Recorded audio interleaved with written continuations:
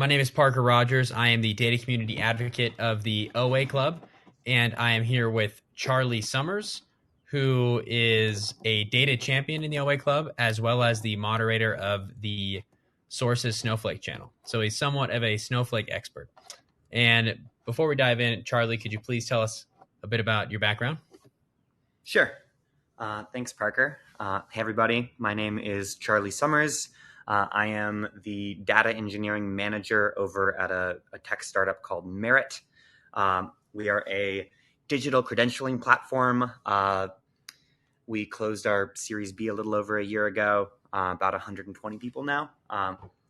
I helped found the data engineering team there, helped build out our data stack, a lot of Snowflake, a lot of dbt, a lot of interacting with the data community, and love going to events, love meeting people, and helping make the community here a vibrant, friendly place.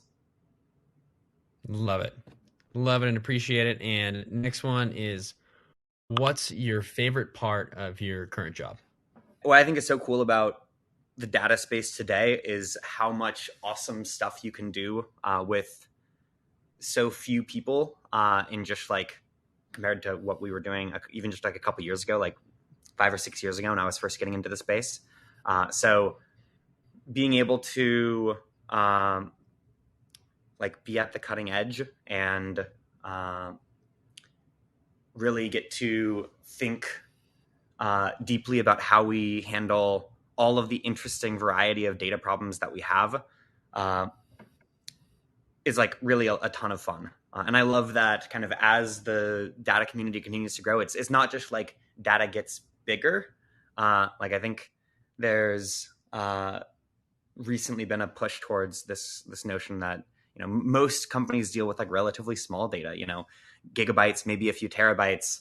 So what are all the other things that we actually are spending our time dealing with? Whether it's understanding lineage or just making it so that we can really understand permissioning within a tool like Snowflake or whatever it is that provide all these other interesting problems and opportunities for innovation.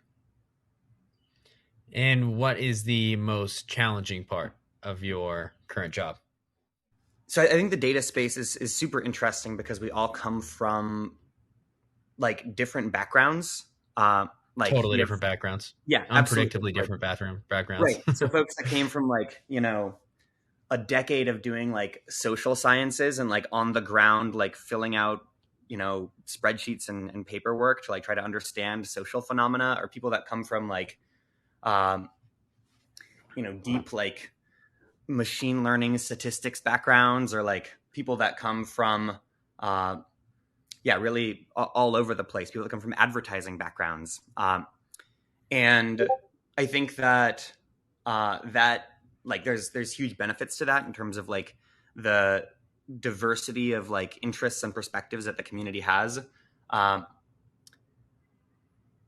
still not even coming around to what might be a bad part of that. Well, that's a good sign. You're in the right profession. Yeah. If you can't, the question wasn't what's a bad part, just I guess what's a big challenge that you're currently facing where it's you haven't cracked it yet, but you're on track and it's taken a lot out of you, but it's going to be rewarding. Sure. I can talk to something there. So I think that at our company, one of the big challenges that we've been pushing forward on a lot, and that we're not all the way there yet, but we're trying to be, is thinking really critically about data security and who can access data at what time. We at Merit, we work mostly with government data. So we partner with state and local governments and kind of handle the data for their constituents. So we need to make sure and be as fine-grained as possible to make sure that only the perfect basically everything is locked down by default. And how do we make it so that someone that when a customer needs us to go in and really deeply dissect their data, we can grant access to that, but the rest of the time make it so that it's completely like ironclad. And I think that Mhm. right now we have erred on the approach of like be ironclad all the time, but like every once in a while, a customer still needs us to get in and really do something like nuanced and fine grained, uh, where they do need access to just that customer specific data. So I think that's a problem that we are still developing the processes around and making sure that we can that customers know what we're doing and in general our like customers and their constituents are put in the driver's seat so that they know what's going on. But I mean, like the long term solution is how do we give customers the keys so that we can uh, get in when we need to, but then the second that they want us to stop looking at their actual raw data and just have like an encrypted version of that data or something like that, we can once again like we won't have access anymore, and we can't we like actually can't see their data. So some of the data security stuff is something that I'm thinking about a lot right now. Yeah, no easy task. That's Right. awesome. Yeah. Yeah. Um, Lots of fun, especially when you're like, how do we make it so that even the Snowflake admin can't see that data? Yeah. Good times. that's awesome. Yeah, I know very little about that, so that's interesting to me. Next one, you answered this a little bit, but we'll touch up on it again. Why do you think community is important for the data industry? And also just like how have you benefited from it if you have? Where I came from historically was like the more software engineering path. And maybe I just wasn't talking to the right people or whatever, but for whatever reason, the data community has consistently just been like more friendly and open.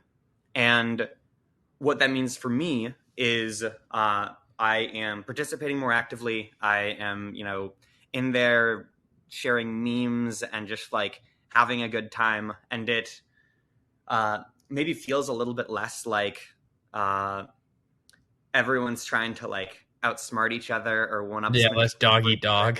Yeah, well, and it's I think that there's more of this recognition that like pretty much everybody in the like there every once in a while you're like you chat with somebody who really has been in the data space for like north of a decade, but really a lot of us have only been here for a couple of years, uh, and most of us, even if we have been here for a decade, like the new tooling that exists now wasn't what we were using 3 years ago. So we're all still kind Yeah. of perpetually in this like uh, in this growth mindset and like needing to like learn the newest things and knowing that we don't know everything.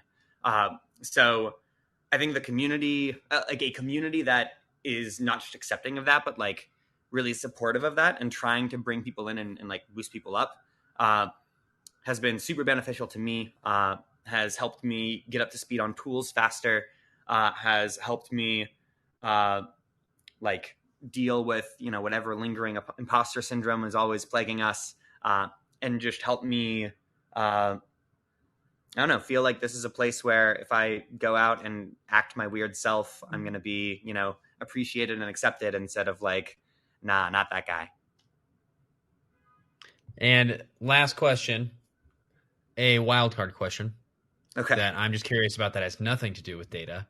Sure. Uh, at what age did cowboy hats become synonymous with you, and how many do you own? Ooh, good question. uh 24. I think I was 24. 24. Was it 23? Somewhere around there. I got actually this cowboy hat. I have a couple That's the more, but one. this is the one that I wear the most. Um, it's really beat to shit. Sorry, I probably shouldn't curse on here, but it's really beat up.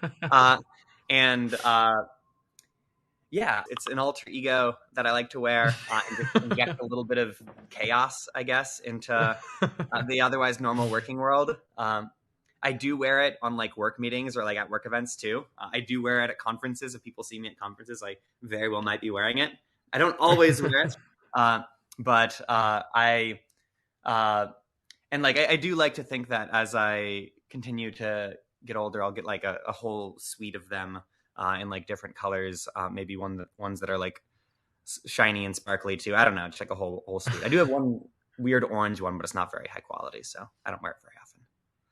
Yeah, you might just have one for each day of the week or just one for the mood, just whatever floats your boat. I love it.